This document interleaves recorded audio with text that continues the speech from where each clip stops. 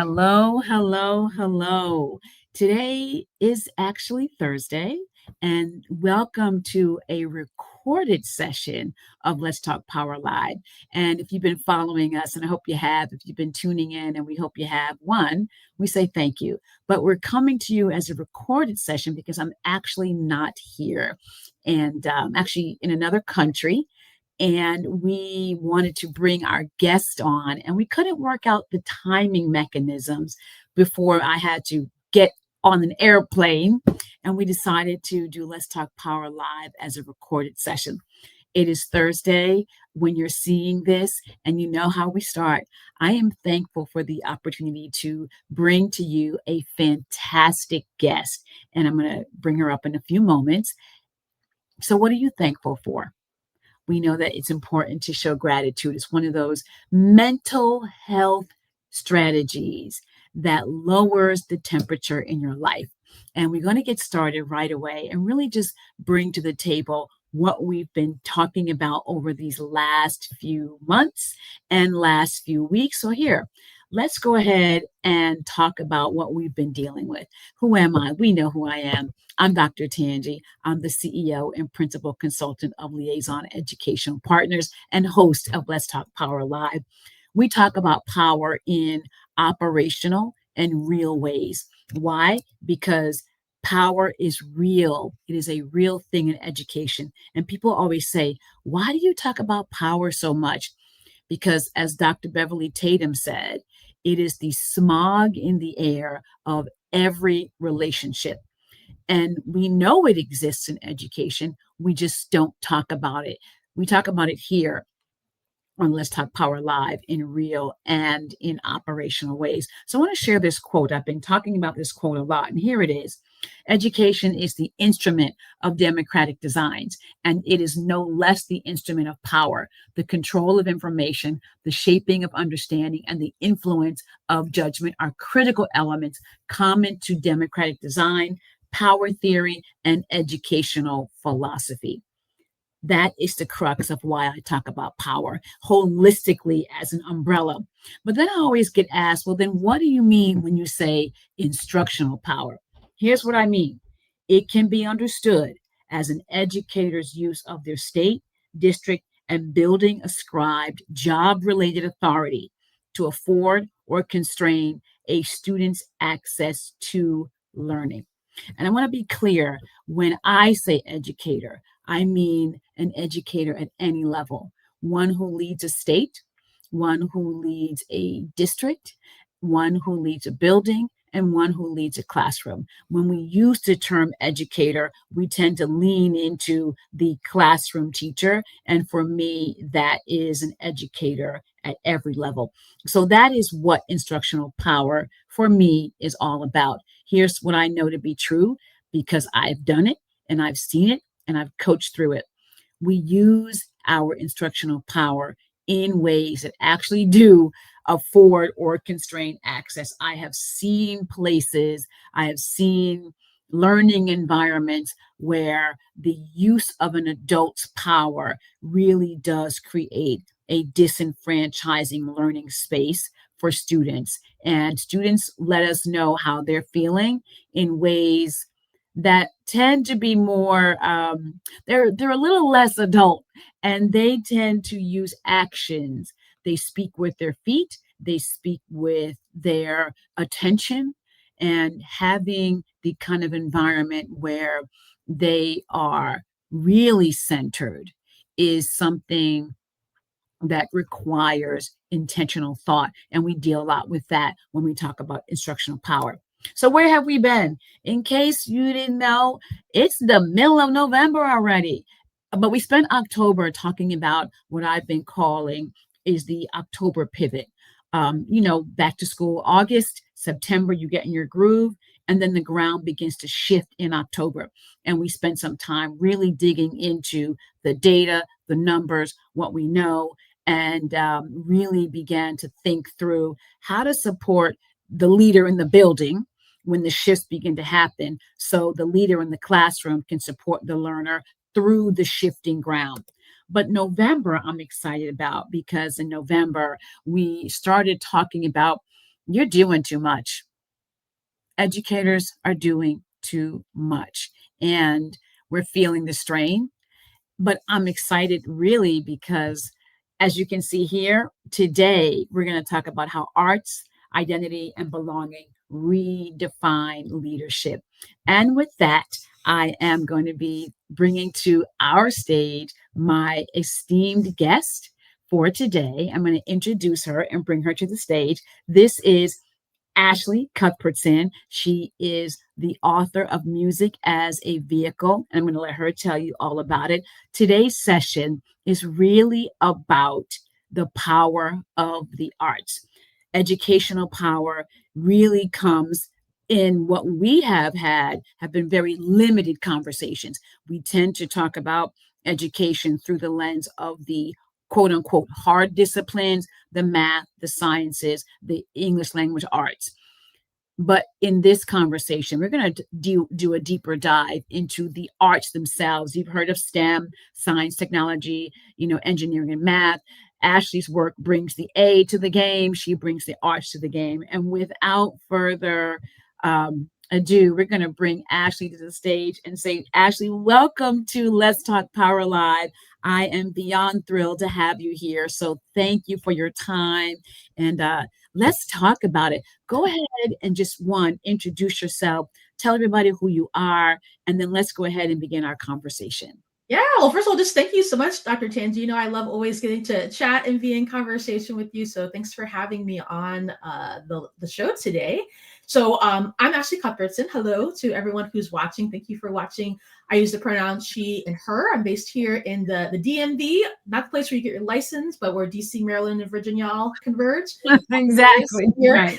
I always have to be clear, people, not like where you get your license, but we call it the DMV here.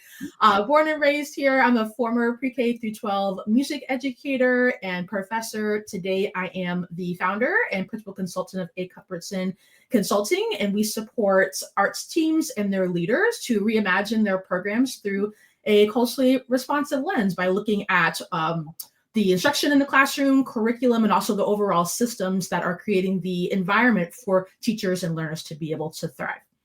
Awesome. So one of the things when I was going through your book, and I have my copy and I love it. And if you are watching this, yes, if you are watching this, please, we're going to give you some information at the end to make sure you can get a copy. You need a copy of this book if you care about cultural responsibility and responsiveness holistically. This is going to give you a deep dive into something more. But actually, when I was going through your book, you have a set of core principles that you talk about. So run us through, you have your develop a mindset for equity, create an affirming learning environment, select diverse repertoire and materials, design real world curriculum instruction. Walk us through your framework principles.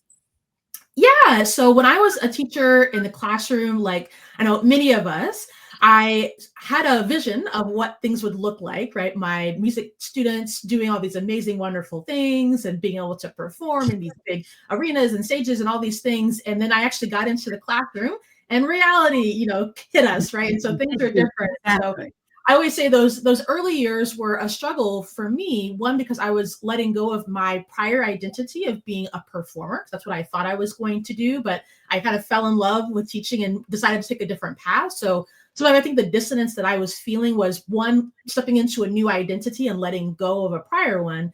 And I think the other was this distance between what I thought it was going to look like and what the reality of what my students actually needed was. And so as I started to stop leaning away from what my students were very clearly, I loved how you say they tell us with their feet, with their attention. My students were definitely, sharing with all of those things and more, I would say, in my music classroom.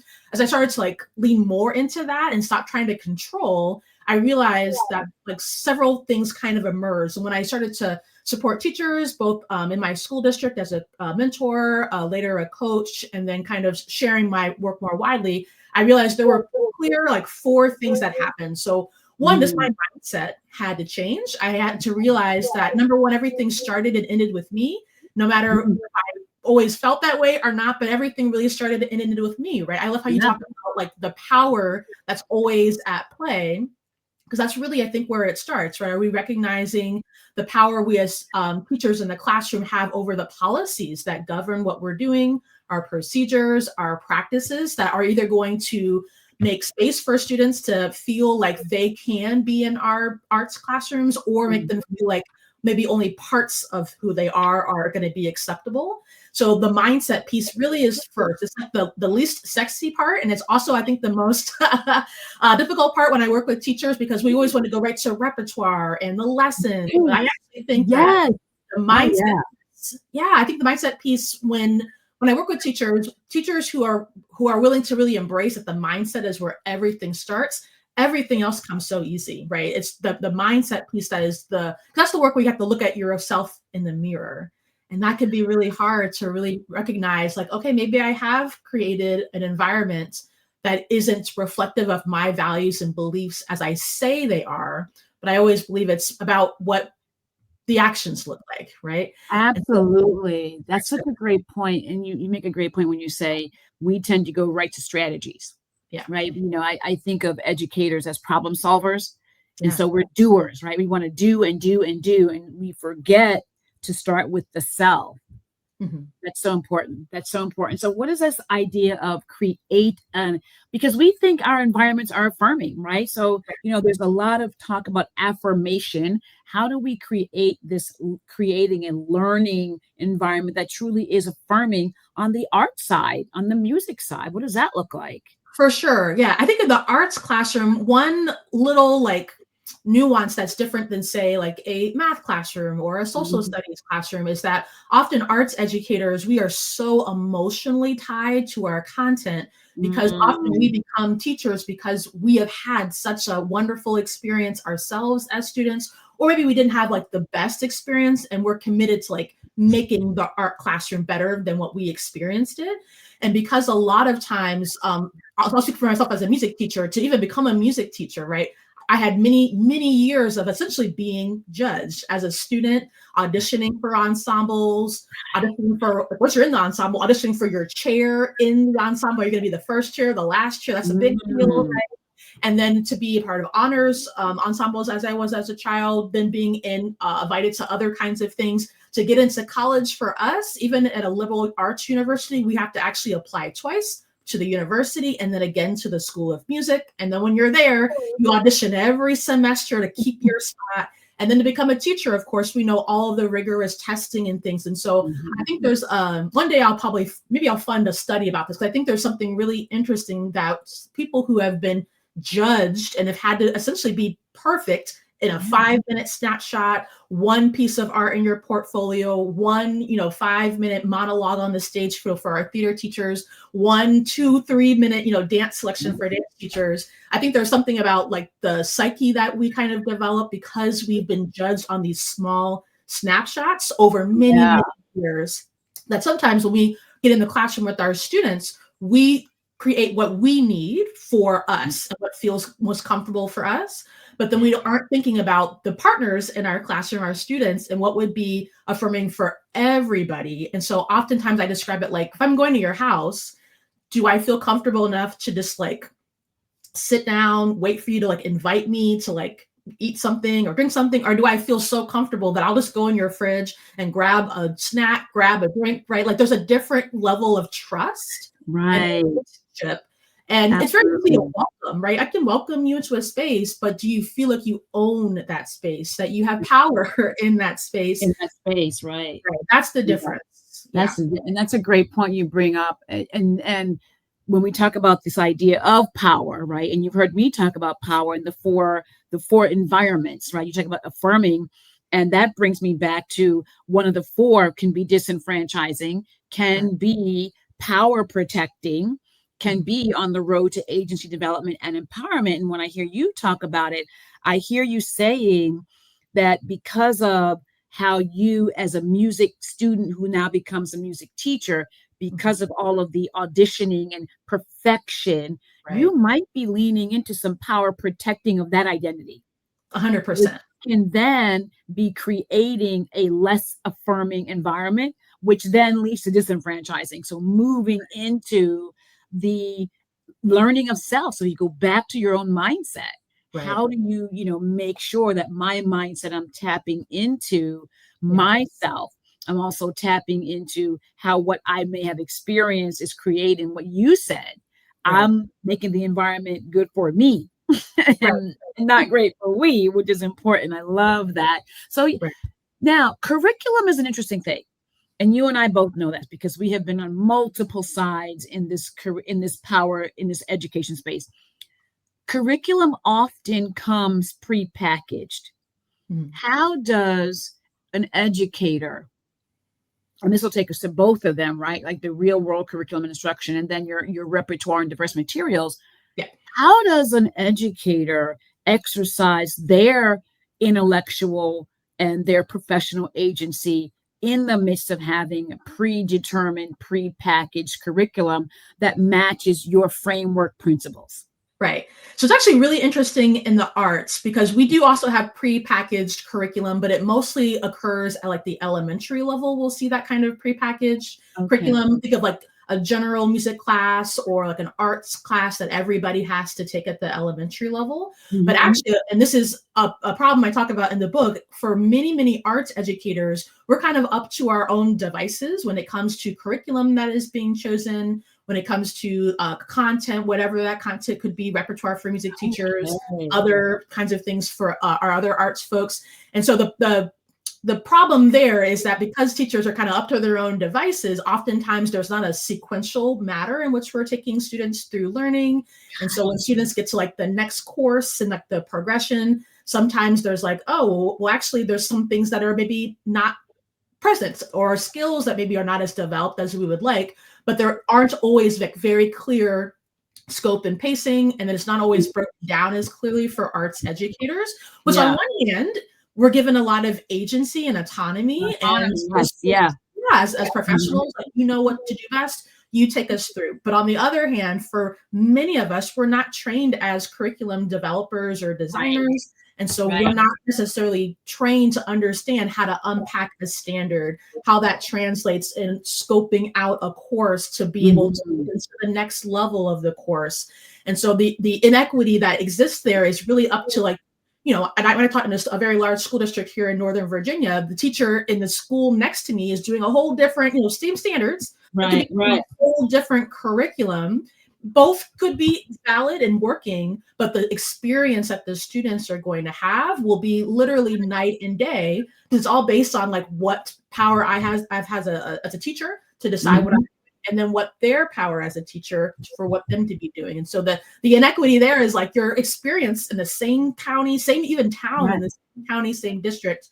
It's up to whoever teacher you wind up with, and that's highly problematic. Yeah. It is highly problematic, and we think about that, and what people don't realize is inequity or equity is most variant within, right, within a school, like, so those schools who are closely proximate, they're gonna have sometimes wider variances than their extended neighbors. Yeah. It's a great point that you bring up. How then do we bring in the world outside of school? How do we Yeah. do that? I love that. When I realized that the more I could make my music instruction actually make it sense for my students, their actual lived lives, and be able to actually answer the question, why do we learn music? Not just Right. in the way that I think I often was answering it was like, well, because it's good for you, it's good for your Right, brain. right, yes, your brain loves it, it's so much, yeah, and their kids are Exactly. like, "And yet I hate this." Exactly, like, I don't care about my brain, My I'm 9 brain right years now. old, Exactly, or exactly. you're gonna need this when you get to band in middle school, high school, but like that's so far away. But the more I Right. can actually show, like the reason we're learning staff reading is because it's just a form of communication. You're gonna need to Mm, communicate with your family. One day you're gonna want to mm, have a job. You're gonna need to be able to mhm, communicate with your boss. You're gonna need to communicate right, with your friends. Like being able to tie it to actual things that people do in the real world and actual jobs that people have in both the like music industry, but also like just regular people interact with the arts every literally right now we're interacting with media arts, right? that's And so right. being able to talk about actual things that people do in the real world, both irrespective of like arts careers and of arts careers, the more my students were like, okay, now I see why we're doing this. And that's, I think, a missing link a lot of us have in our curriculum. Again, because music teachers, art teachers, we love our content. we know why it matters. Oh We yeah, know why it's important, but right. we don't always have the way to express that to our students in a way that they will understand. And then in our curriculum, it definitely is not always reflecting an understanding of what they're going to need. Because what if they're not going to be a musician? How Right. does And music right. matter? Right? That's Yeah. right. And I, in my work with curriculum developers, I tell them, you are writing curriculum for a child you're never going to meet. So Yeah. you must have a deeper, broader scope for that. Before we go any further, if you have not taken the time yet to subscribe, like, or share, please subscribe to the channel. Please like and please share. Share this with the arts educator in your life. So, Ashley, let's talk about the next thing. I want to talk about this idea of power with, Mm. not power over. You bring that up very, very explicitly. I think that was in chapter 6, Yeah. right? Where you really talk about, move from classroom management to classroom facilitation, Yeah. giving up the control and this idea of power with and not power over. And, when I read that, because of my own conversations that we've had in the book I've written on understanding your power, let's deep dive a little bit into the concept of this power with, not power over, as it relates to the work of creating this culturally responsible and responsive arts and music education. Yes. Yeah, for sure. I think like kind of going back to what I shared about the psyche of those of us who are creative arts folks and then become teachers, often we are recreating a learning environment that kind of replicates that focus on perfectionism that we experienced. And a lot Mm-hmm. of that is the more traditional way of teaching is very much literally teacher on the stage, right? Yeah. Literally on the stage, And particularly in the music, right? Particularly because they have right? to demonstrate, they have to model. Yeah, For so they are stages, absolutely. Yeah. exactly, like literally, right? Like we want to look at what it looks like, go to a music classroom and see them literally on the stage conducting, right? So a lot of us are so we're so used to seeing that very traditional approach to teaching, which is very teacher directive, very much the teacher decides, these are the dance techniques that we're going to engage with, and here's how we're going to do it. You just kind of come along with me. I'm directing, and here's how we're doing it. But then that's purely the teacher exerting their power, right, over Hmm. the Yeah. students. And there's Right. not any space for students to have. I mean, there's no autonomy, but there also isn't any space for like co-partnership or sharing of Got it. power over maybe not necessarily the what we're going to learn, but how we're Hmm. going to learn it. Because of course, it's still standards based. We're not woo-woo teaching here, but I think Right. the how is really where there's so much space for us to work with students. But if we're Hmm. operating from the mindset that I'm the director, I choose what we're going to do, and then also we have to think about for a lot of us, unfortunately, we're judged and evaluated on how well our students perform, what their artwork Formative. looks like. You're so There's that formative. element. Yeah, there's that element as well. Like I want to have power because my teacher evaluation score is literally tied to like the one time my principal is going to see my choir perform this year. So Right. we try to control everything, like holding on. But I know for myself personally, and many of the teachers that I work with, there's a lot of like a sigh of relief when we Hmm. realize that actually the key to having students be, first of all, more engaged because they Yeah, actually are feeling like they're a part of what's happening. They're not feeling, they are a part of what's they happening. are. Right. Right. But there's a sense of like relief knowing that actually a lot of the success and the creativity comes when we are willing to relinquish the power and control, which can be very scary, right? But really relinquish that power and control and ask simply the question of, okay, this is what we need to learn. How could this look? What are your ideas about that? More creativity, but also way more opportunity to work as partners with the students and not power over what they're doing all the time. Yeah, that makes so much sense because we've been tossing around a lot of ideas and when we work with our own schools and leaders, when we talk about the concept of power, right, the position. So for us, it's the position, it's the ownership, it's the work itself, it's the environment and the relationship. Yeah. Hearing you talk about the power with, not power over, really leads me to consider the idea that a lot of times what might be at work is just power protection, Yeah. maybe out of fear, right? I'm going to Yeah. protect Yeah. my position because I have to own all of the work, right? Right. Because the environment's going to be structured, the relationships be thing. But this idea of how do we let go and Yeah. allow the audience, who happens to be our students, right? We keep saying that we want kids at the center, Yeah. and yet all of what we track has been around really adults being nervous that if Yeah. they are not in control, then something nefarious is going to happen and Yeah. they're going to lose their position. They're going to lose. But hearing you say in your work, you find that they have a sigh of relief. Yes. But I love that because I think that's honestly, I think that's the conversation that I feel like some of us in education are starting to have around Yeah.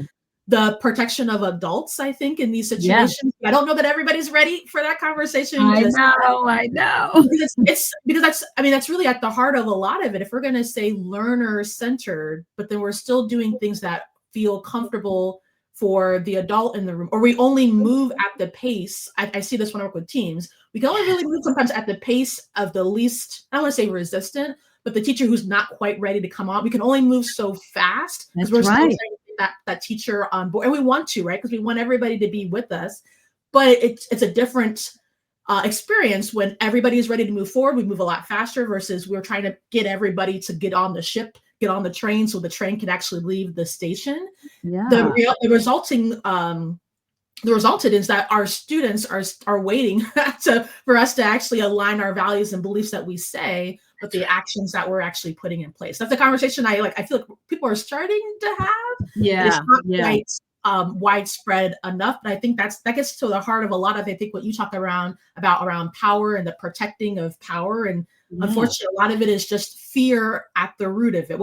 What am I going to be thought of if my students aren't performing on the same level as my neighbor in the building next door? And it's like, well, but if you're going to say that students are the most important, they're at the center, and you believe that every student can and will achieve given the correct conditions, are you providing those conditions for them really to thrive? The conditions of thriving, Yeah. right? The conditions to thrive, the conditions to be successful.